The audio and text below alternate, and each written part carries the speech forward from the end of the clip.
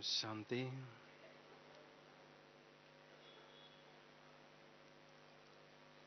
निर्विघ्न जीवन, खुशनुमा जीवन।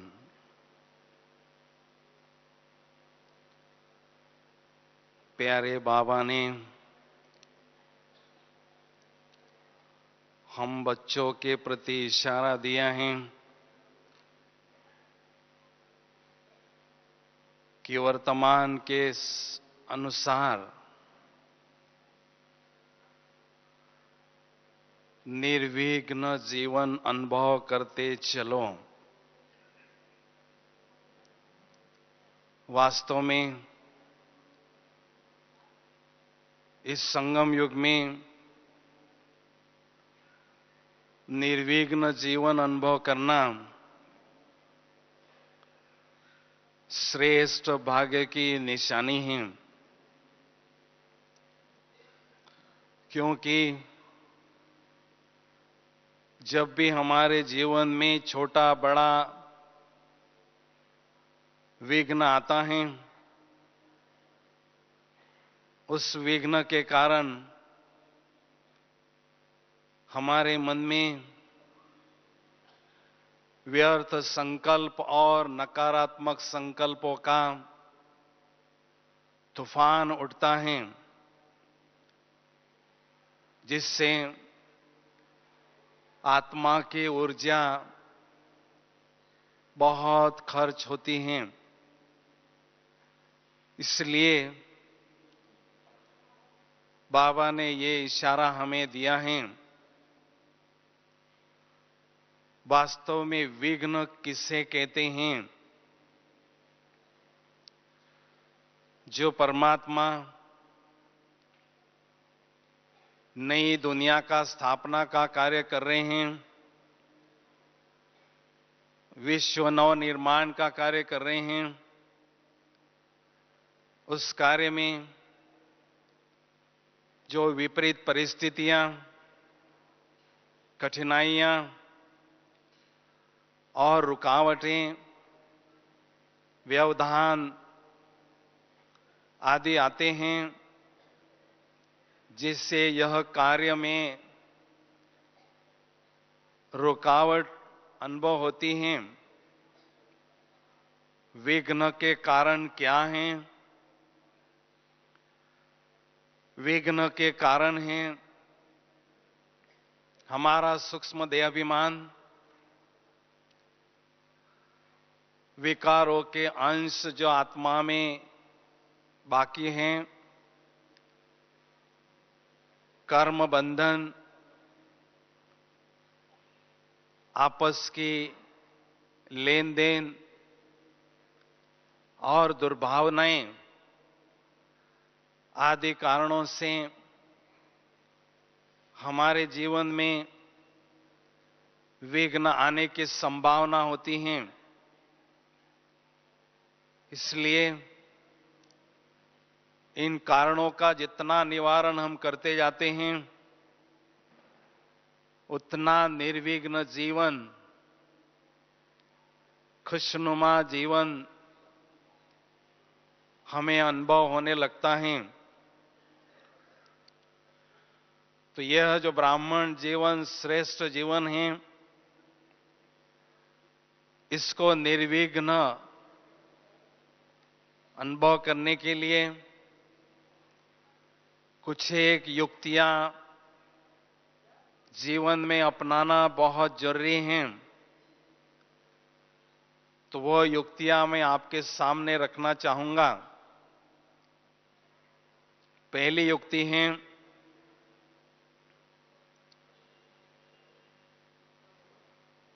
जब विघ्न आते हैं उस समय नित्य दिन योग के नए नए प्रयोग करते रहें। जब भी विघ्न हमारे जीवन में आते हैं, उस समय हमें घबराना नहीं है, बड़ी धैर्यता से उसका सामना करना है। क्योंकि विघ्न एक परीक्षा है। उस परीक्षा में हमें पास होना ही है। इसलिए अमृत वेले जो हम बाबा से शक्तियां प्राप्त करते हैं, उन शक्तियों को अष्ट शक्तियों के रूप में सारे दिन भर में हमें प्रयोग में लाने हैं।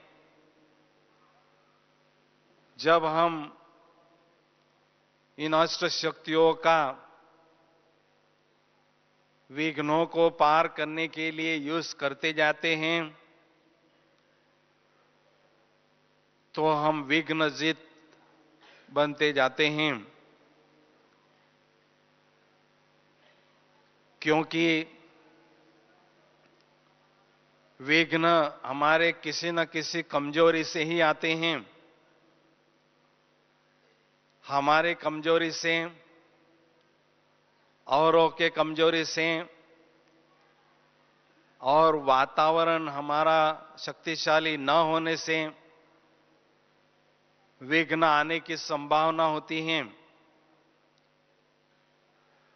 इसलिए समय प्रति समय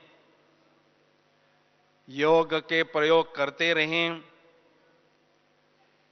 जिससे योग की अग्नि में विघ्न जो हैं समाप्त होते जाते हैं। दूसरी युक्ति है, अमृत वेले रोज हमें मैं विघ्न विनाशक आत्मा हूं, इस स्वमान के सिंहासन पर बैठना है। हम बाबा के बच्चों ने हर कल्प विघ्नों को जीता है, विघ्नों को हराया है। इसलिए विघ्नहर्ता गणेश की हमारे कारण ही यादगार भक्ति मार्ग में चलती आ रही हैं। जैसे कीटनाशक दवाई के सामने कीटक नहीं टिकते हैं, वैसे विघ्न विनाशक आत्मा के सामने विघ्न नहीं टिक सकते हैं। बहनें भी समझें, मैं असुर संहारिणी हूं। जिन असुर वृत्तियों से विघ्न आते हैं, उन आसुरी वृत्तियों का मैंने हर कल्प संहार किया है। इस स्वमान में जब हम स्थित होते हैं, तो आत्मा की सुसुप्त शक्तियां जागृत हो जाती हैं, जिससे आने वाला विघ्न पल भर में मिट जाता है। तीसरी युक्ति है, विघ्न विनाशक बनने के लिए सेवा के क्षेत्र में टकराव से सदा बचे रहें। क्योंकि जहां टकराव होता है, वहां स्थिति का बिखराव होता है, और टकराव होने से, जिससे टकराव होता है, उस व्यक्ति के प्रति हमारे मन में नेगेटिव संकल्प चलने लगते हैं, व्यर्थ संकल्प चलने लगते हैं, जिससे आत्मा खोखलेपन की महसूसता करने लगती हैं। इसलिए विघ्न विनाशक बनने के लिए सेवा के क्षेत्र में 3 साथी हमारे पास सदा रहने जरूरी हैं। वो 3 कौन से साथी हैं? धैर्य, शांति और स्नेह, जब इन दो तीनों साथियों को हम साथ में रखते हैं तो टकराव से सदा बचकर रहते हैं। हमेशा दीदी मनमोहिनी जी का एक मंत्र था। दीदी हमेशा कहती थी, मर मर, झुक झुक, सिख सिख। ये मंत्र अगर जीवन में धारण करते हैं तो हमेशा विघ्नजित बनकर रहते हैं। मुझे ही मरना है, मुझे ही झुकना है और मुझे ही अंत तक सीखना है। ये भावना हमारे मन में जब पनपती है तो विघ्न हमारे सामने टिक नहीं सकता है। इसलिए बड़े नम्रता से इस मंत्र को जीवन का अंग बनाएं और निर्विघ्न स्थिति की अनुभूति करते चलें। चौथी युक्ति है, विघ्न विनाशक बनने के लिए किसी एक भी आत्मा के प्रति हमारे मन में दुर्भावना न हो।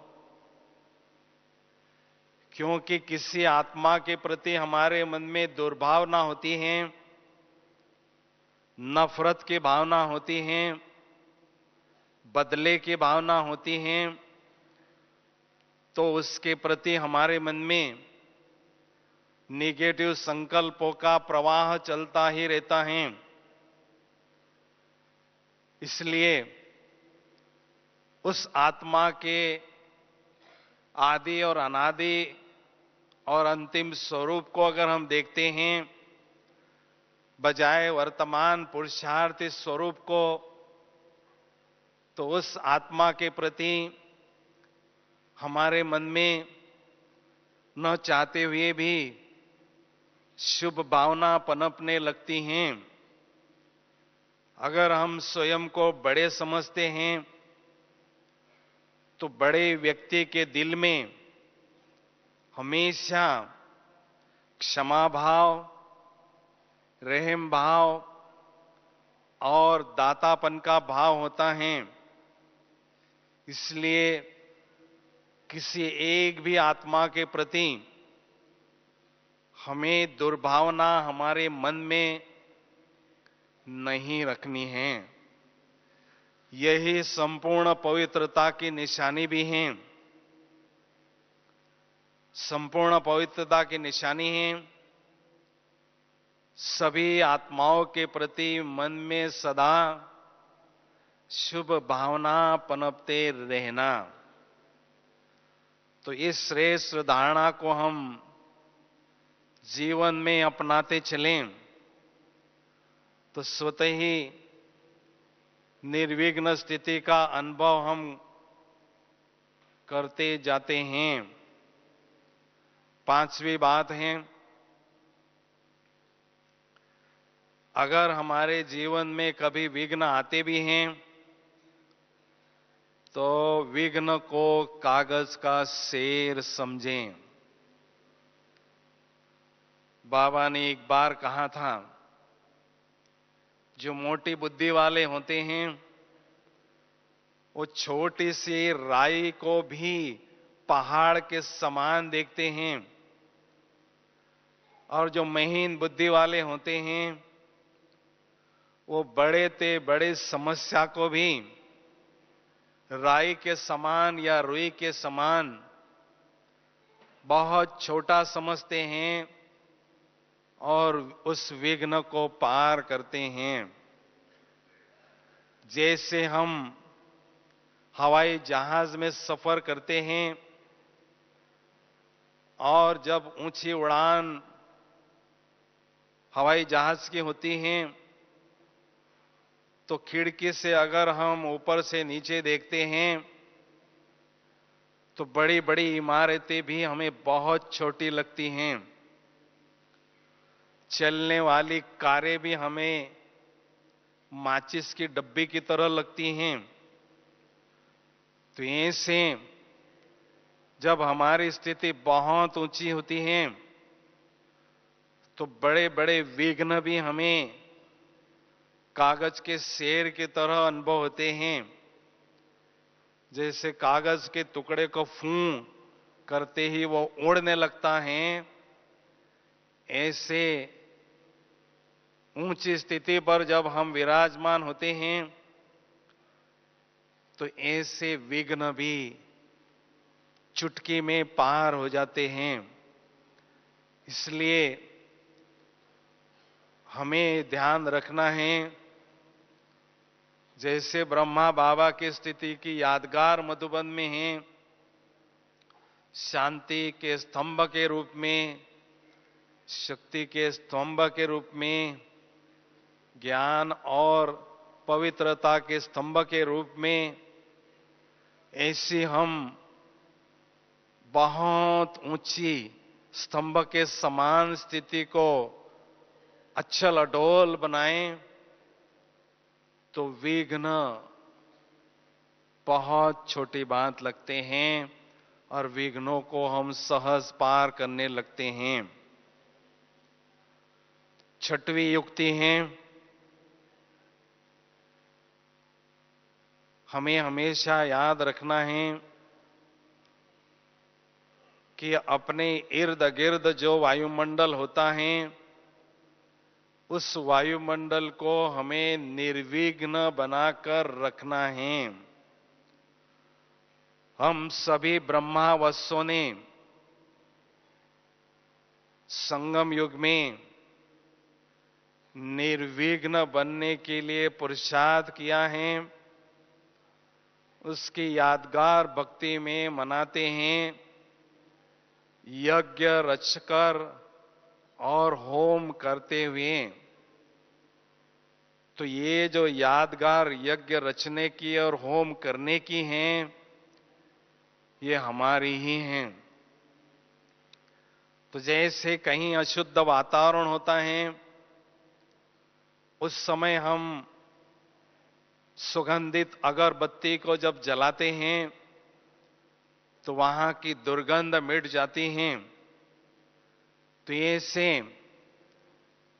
हम स्वयं को आत्मा रूपी चैतन्य अगरबत्ती समझते हैं और मुझ चैतन्य अगरबत्ती से इस वायुमंडल में शांति, शक्ति और पवित्रता के वाइब्रेशन फैल रहे हैं, ऐसा बहुत अनुभव करते हैं।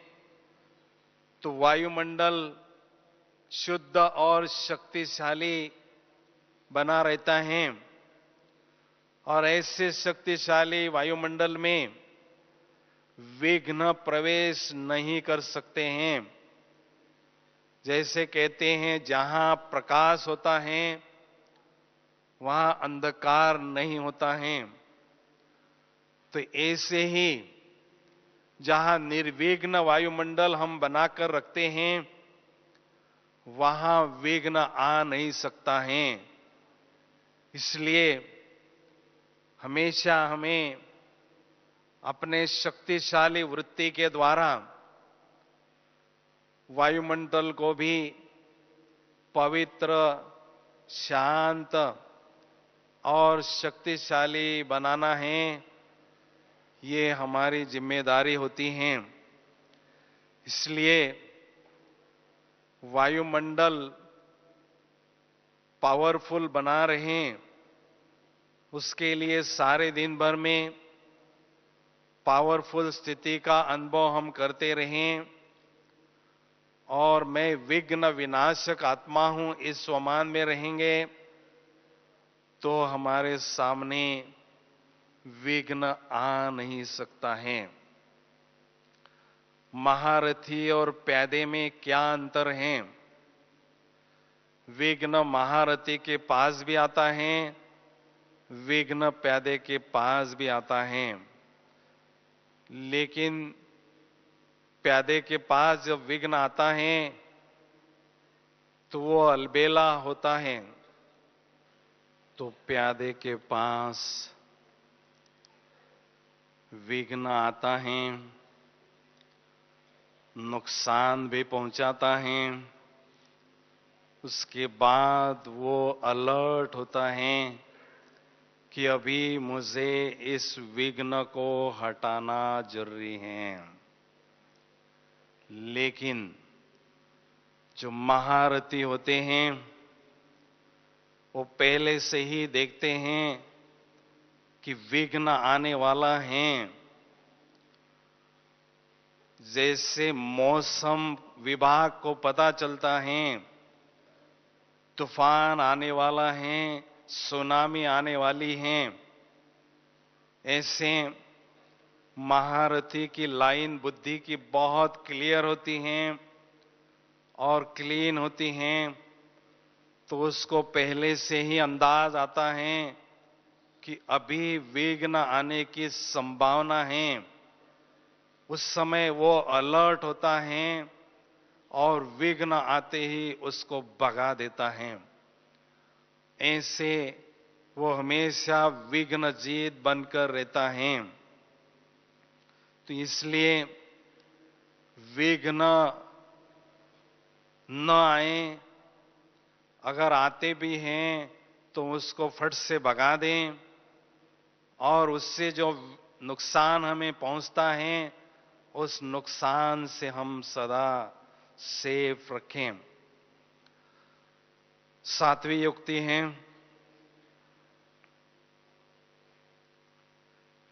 निर्विघ्न औरों को रखने के लिए सकाश के द्वारा योगदान देते रहें।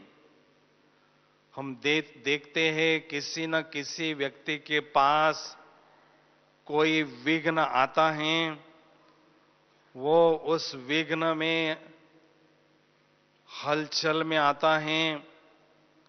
उस समय हमें सकाश के द्वारा उस व्यक्ति को, उस आत्मा को शांति, प्रेम, पवित्रता, शक्ति का दान देना है, जिससे वो भी आत्मा निर्विघ्न बनकर सदा आगे बढ़ती रहें। क्योंकि जितनी हम ये सेवा करते हैं उतनी दुआएं हमें मिलती रहती हैं। और कहते हैं जहां दुआएं होती हैं वहां विघ्न नहीं होते हैं।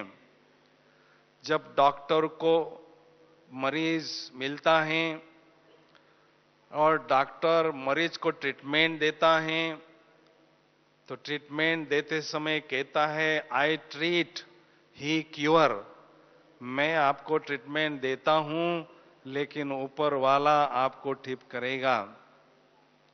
तो ऐसे जब हमारे पास दुआओं का स्टॉक होता है तो हम परमात्मा का हाथ हमारे सिर पर सदा अनुभव करते हैं और विघ्न जीत बनकर आगे ही आगे बढ़ते जाते हैं। आठवीं युक्ति है, निर्विघ्न बनकर रहने के लिए संगठन को शक्तिशाली बनाएं और संगठन का पूरा लाभ लेते रहें। माया वार कैसे करती हैं? सबसे पहले हमें संगठन से अलग करती हैं, अकेलेपन की महसूसता होती है। संगठन मजबूत कैसे होता है और संगठन कमजोर कब होता है, ये बात समझने की है। बाबा ने ये जो ब्राह्मणों का संगठन बनाया है ये स्नेह के धागे से मजबूत बनाया है। यह रूहानी गुलाबों का गुलदस्ता बाबा स्नेह के धागे से बांधते हैं। तो जितना हमारा प्यार सर्व के प्रति बढ़ता है उतना ये संगठन मजबूत होता है। और जब हम किसी की कमी देखते हैं तो उसके प्रति हमारे दिल में प्यार कम होता है, और जब हम किसी की विशेषता देखते हैं तो उसके प्रति हमारा प्यार बढ़ने लगता है। तो ऐसे सभी आत्माओं को, विशेषता को देखते चलें, संगठन को शक्तिशाली बनाते रहें और उस शक्तिशाली संगठन का हम स्वयं लाभ लेते रहें, तो स्वयं को निर्विघ्न अनुभव करते रहते हैं। 9वीं युक्ति है, जब भी विघ्न आते हैं उन विघ्नों को सकारात्मक दृष्टिकोण से देखें। विघ्न आने से हमें घबराना नहीं है। कहते हैं रास्ते पर जब पड़ा हुआ जो पत्थर होता है उसको जितनी हाथोड़े लगते हैं उतना पत्थर मूर्ति बनता है और मंदिर में उसको रखा जाता है जिसकी पूजा होती है। तो ऐसे हम पत्थर बुद्धि आत्माओं को जितने विघ्नों के हाथोड़े लगते हैं, जितने विघ्नों के हाथोड़े लगते जाते हैं उतना हम पूजनीय मूर्ति बनते जाते हैं, और जिससे हमारी द्वापर युग से मंदिरों में पूजा होती रहती है। इसलिए विघ्नों को हम परीक्षा समझें। जो व्यक्ति विघ्न क्रिएट करता है वो हमें सहनशीलता का मेडल देने का पूरा प्रयास करता है, उस मेडल को हमें लेना ही है। कहते हैं जो सहन करता है वो शहंशाह बनता है। तो सहना आत्मा का सच्चा गहना है। इसलिए विघ्नों के हाथोड़े मुझे न लगे, ऐसी कमजोर भावना हमारे दिल में न हो। लेकिन जितनी भी परीक्षा हमारे सामने आएगी, विघ्न हमारे सामने आएंगे, बाप का साथ हमें मिला है, सर्वशक्तिवान बाप का साथ हमें मिला है, तो हमारे सामने विघ्न ठहर नहीं सकते। कहते हैं जितना जो रुस्तम बनता है उतनी माया भी रुस्तम बनकर आती हैं। तो इसलिए हमें कमजोर नहीं बनना है, लेकिन मनोबल को शक्तिशाली बनाकर रखना है और माया दुश्मन को जीत कर ही रहना है, उसको ही हार हमें खिलाना है। यह दृढ़ संकल्प हमारे मन में सदा रहे। 10वीं युक्ति है, बाबा ने कहा है व्यर्थ से मुक्त हो जाओ। क्योंकि हम सभी यहां आए हैं शरीर रूपी मोबाइल की आत्मा रूपी बैटरी को चार्ज करने के लिए। तो संकल्प के माध्यम से, मन मना भव के मंत्र से ये बैटरी चार्ज होती हैं। लेकिन जितने व्यर्थ संकल्प हमारे मन में चलते हैं उससे बहुत ऊर्जा लीकेज होती हैं। तो बाबा वतन से देखते हैं कि बच्चे इतनी मेहनत कर रहे हैं लेकिन उन्हें सफलता नहीं मिल रही है। इसका कारण है व्यर्थ का लीकेज होना। तो व्यर्थ को स्टॉप करना चाहते हैं तो उसकी 4 युक्तियां हैं। उन युक्तियों को अगर हम अपनाते चलते हैं तो निश्चित हम व्यर्थ को समाप्त कर सकते हैं। पहली युक्ति, जब हम किसी भी व्यक्ति के सामने खड़े होते हैं, उसके शरीर को देखते हैं, तो हमारे मन में यूं ही 4-5 संकल्प चल पड़ते हैं। इसका नाम क्या है, ये क्या करता है, इसमें क्या अच्छाइयाँ है, क्या बुराइयां हैं, जिसका कोई लेना देना होता नहीं है। तो शरीर देखने के बजाय हमें फुल स्टॉप उसके भ्रुकुटी में और अपने भ्रुकुटी में लगाना है। जब आत्मा की बिंदी लगाते हैं, फुल स्टॉप लगाते हैं कि हम आत्मा आत्मा भाई भाई एक पिता की संतान हैं, तो व्यर्थ संकल्पों को फुल स्टॉप लगता है। दूसरी युक्ति है, व्यर्थ को समाप्त करने के लिए ड्रामा की बिंदी लगाना सीखें, क्योंकि इस बेहद के ड्रामा में कोई अच्छा लगने वाला या न अच्छा लगने वाला सीन जब सामने आता है, तो न चाहते हुए हमारे मन में व्यर्थ संकल्पों का तूफान चलता है, जिससे हमें बड़ा भारी नुकसान पहुंचता है। तो यह ड्रामा केवल रिपीटेशन है। कलब कलब ये सीन मेरे सामने से पास हो चुका है, ऐसा सोचते हैं और फुल स्टॉप लगाते हैं, तो व्यर्थ संकल्पों को भी फुल स्टॉप लग जाता है। नथिंग न्यू का पाठ पक्का होता जाता है। तीसरी युक्ति, जैसे पानी बहता है, लेकिन बहने वाला पानी अगर नुकसान करता है तो उसके प्रवाह को हम मोड़ देते हैं, उसके प्रवाह की दिशा बदल देते हैं।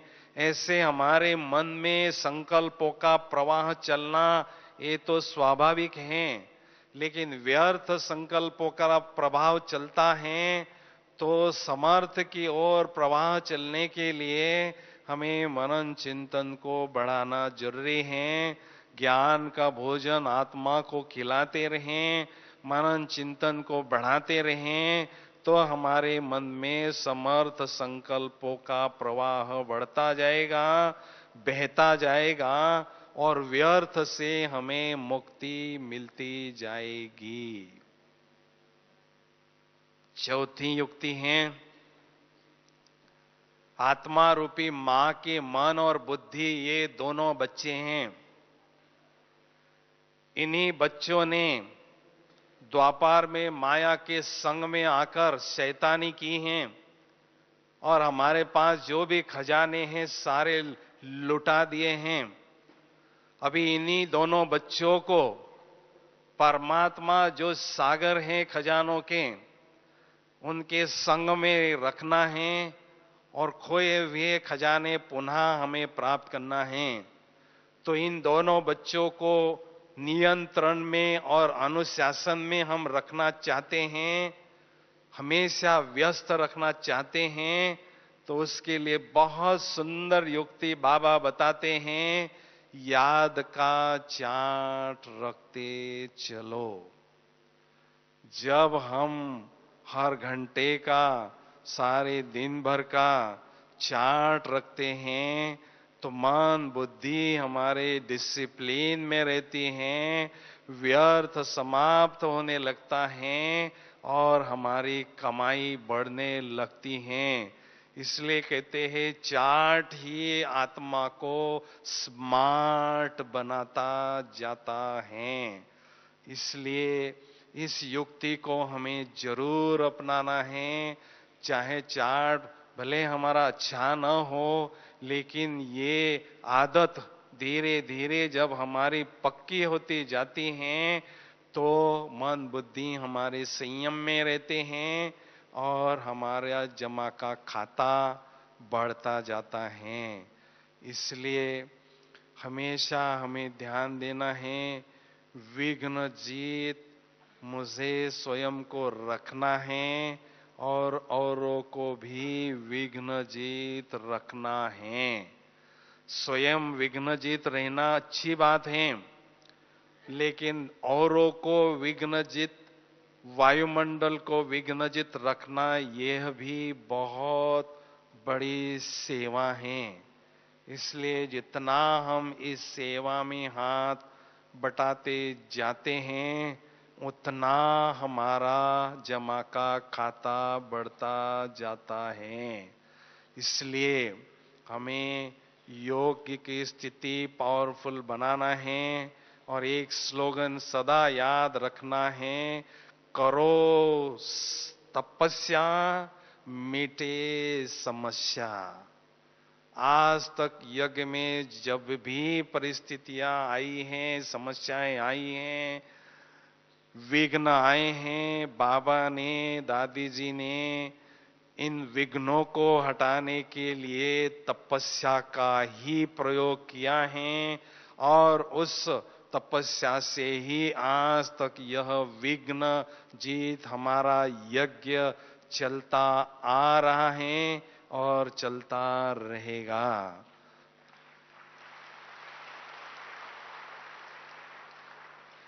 तो अभी हम चंद घड़ियों के लिए बहुत सुंदर योग की गहन अनुभूति करेंगे, क्योंकि बाबा कहते हैं अनुभव की अथॉरिटी बनो।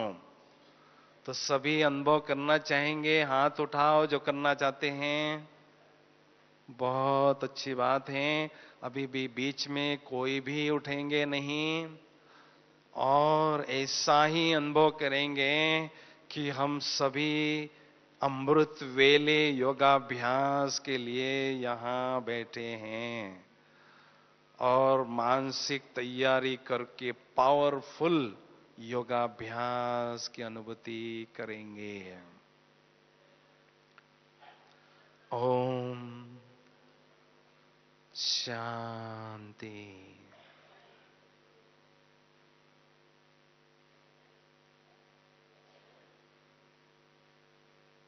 इस देह रूपी मकान में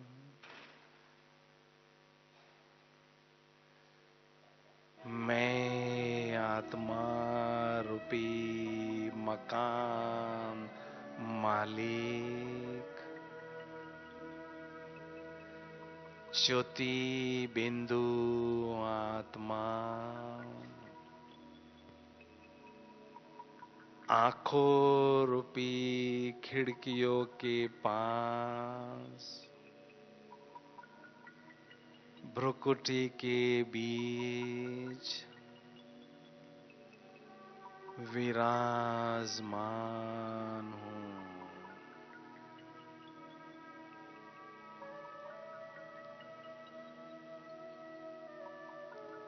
मैं आत्मा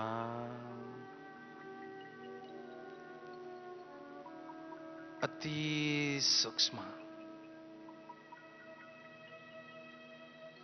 चमकता हुआ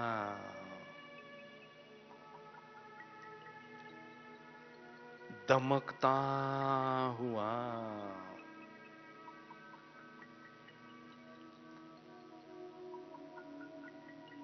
ज्योति बिंदु सितारा हूं।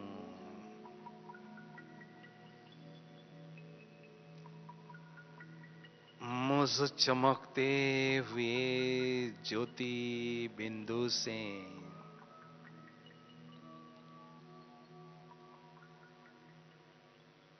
दिव्यता की चमक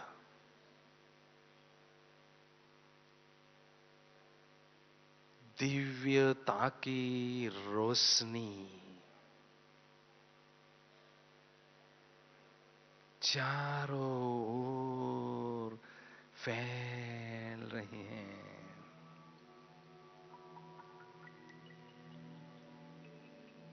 मुझ चैतन्य ज्योति बिंदु आत्मा के चहुओर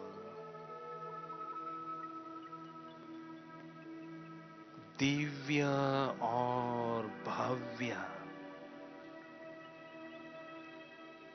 आभा मंडल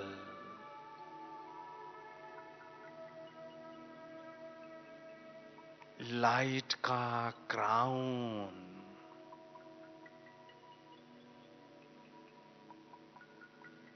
अनुभव हो रहा है।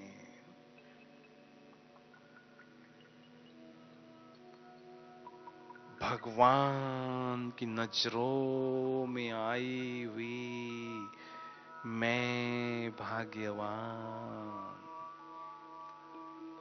आत्मा हूं।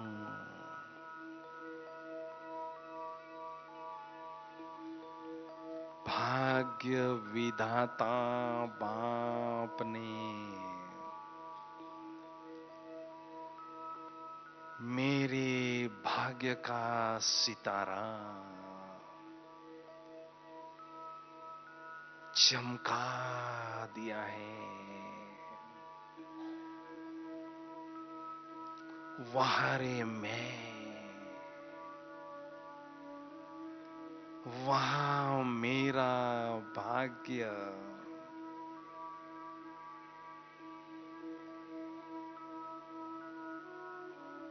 सचमुच मैं कितनी न भाग्यशाली आत्मा हूं जो स्वयं के सत्य स्वरूप को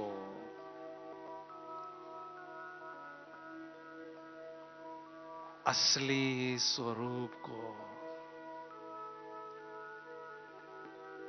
दिव्य स्वरूप को बुद्धि रूपी दिव्य नेत्र से स्पष्ट देख रही हूं।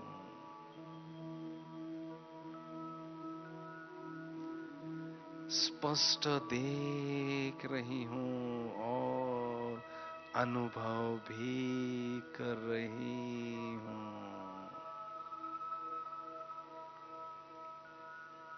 मैं शांत स्वरूप ज्योति बिंदु हूं। शांति की लहरें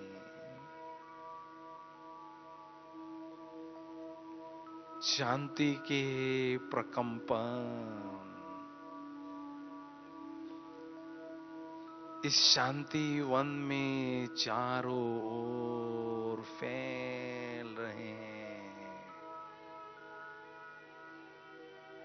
परम शांति की अनुभूति हो रही है।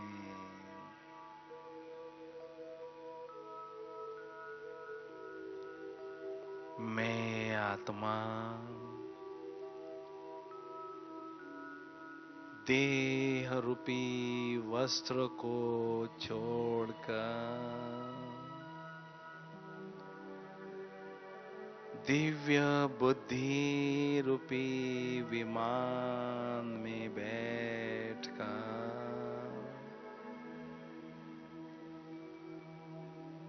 ज्योति धाम की ओर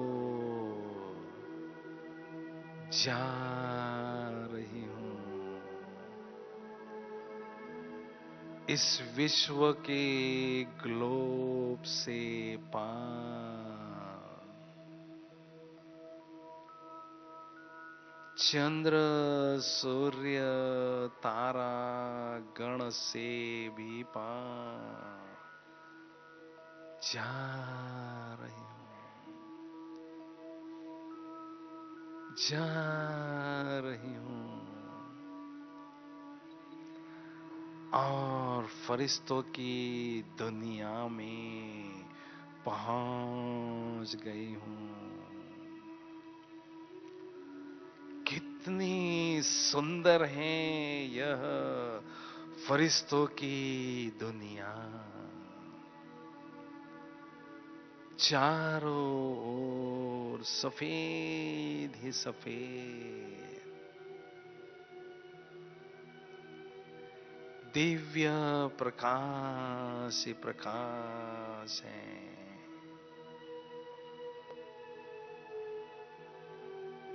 मुझ आत्मा ने दिव्य प्रकाश पुंज की ड्रेस,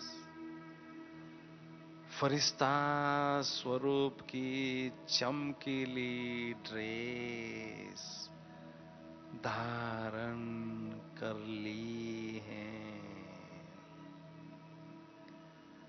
कितनी हल्की फुल्की ड्रेस है यह।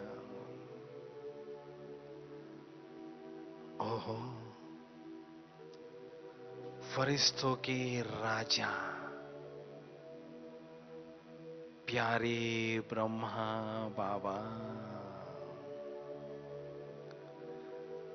अपने संपूर्ण दिव्य और भव्य फरिश्ता स्वरूप में मुझ फरिश्ते के समक्ष विराजमान हैं। अति मीठे शिव बाबा भी उनके भ्रुकुटी में दिखाई दे रहे हैं।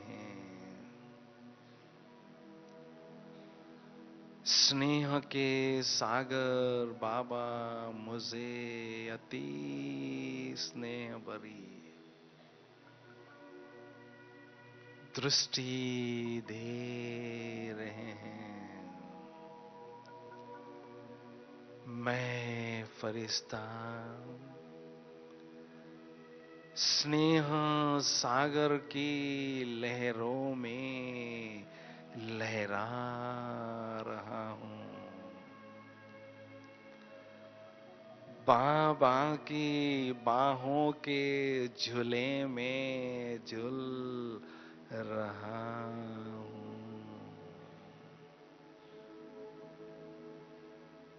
बाबा की बाहों में समा गया हूं।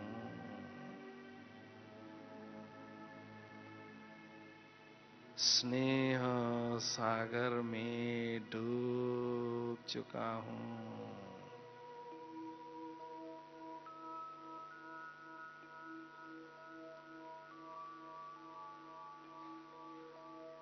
फरिश्ता स्वरूप की ड्रेस को छोड़कर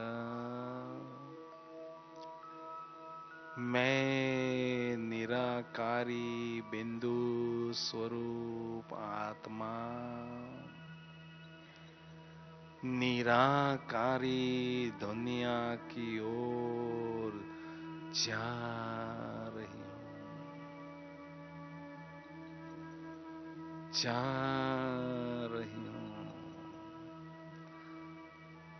निराकारी दुनिया में पहुंच गई हूं। कितनी न्यारी प्यारी और निराकारी दुनिया है यह। चारों ओर सुनहरी लाल ही लाल दिव्य प्रकाश ही प्रकाश है। शांति शांति है। कितना सुंदर है यह मेरा स्वीट साइलेंस हो, मेरा रेस्ट हाउस। ओहो, मेरे प्राणों के प्राण, मेरे प्राण दाता, सत्यम शिवम सुंदरम प्यारे शिव बाबुल मेज आत्मा के समक्ष विराजमान है। मैं आत्मा बाबा के सुंदर छवि को निहार रही हूं। बाबा की सुंदरता का आनंद ले रही हूं। मेरे दिल की दुनिया में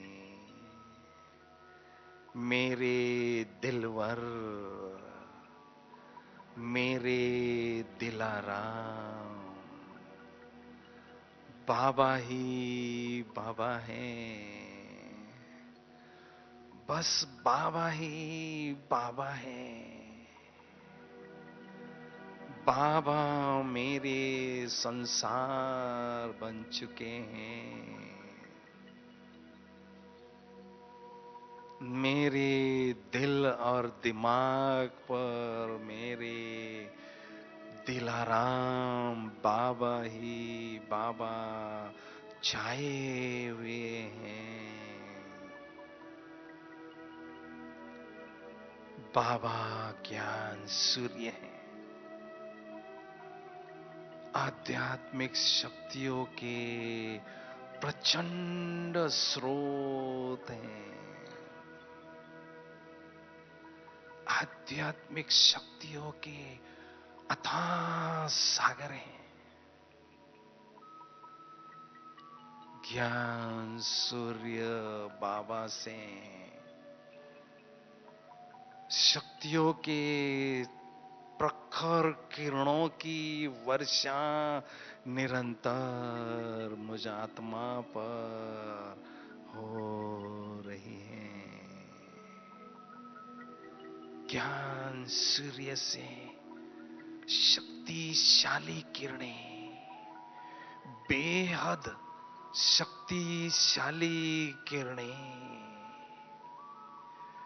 मुझ आत्मा पर पड़ रही हैं और योग की अग्नि में मेरे जन्म जन्मांतर के पांव भस्म हो रहे हैं। पल भर में मिटते जा रहे हैं। मैं आत्मा स्वयं को एकदम लाइट और खुशी से भरपूर अनुभव कर रही हूं। सचमुच मेरे जीवन के बेहद सुख के पल हैं यह, जो मैं आत्मा डायरेक्ट भगवान के सानिध्य में स्वयं को अनुभव कर रही हूं। बाबा की कंपनी को मैं आत्मा एंजॉय कर रही हूं। बाबा की शक्तियों का रंग मुझ आत्मा पर लग रहा है। उनके ही संग में, उनके ही शक्तियों के रंग में मैं आत्मा रंगती जा रही हूं। शक्तियों से भरपूर हो रही हूं।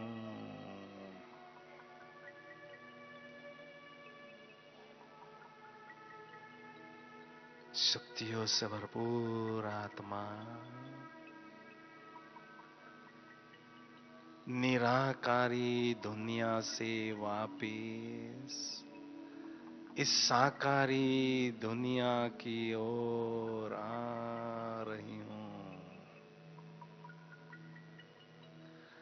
और इस साकारी शरीर में भ्रुकुटी की अकाल तख्त पर विघ्न विनाश के सोमान के सिंहासन पर विराजमान हो चुकी हूं। मुझ शक्तिशाली विघ्न विनाशक आत्मा से शक्तियों की सजीव तरंगे इस वायुमंडल में फैल रही हैं और इस वायुमंडल को भी निर्विघ्न शक्तिशाली बना रही है। मैं हूं देह से न्यारा, एक चमकता हुआ दिव्य सितारा। इस संसार में मेरा मूल अस्तित्व केवल एक चमकते हुए ज्योति बिंदु के रूप में ही है। ज्योति बिंदु के रूप में ही है। ओम शांति शांति शांति।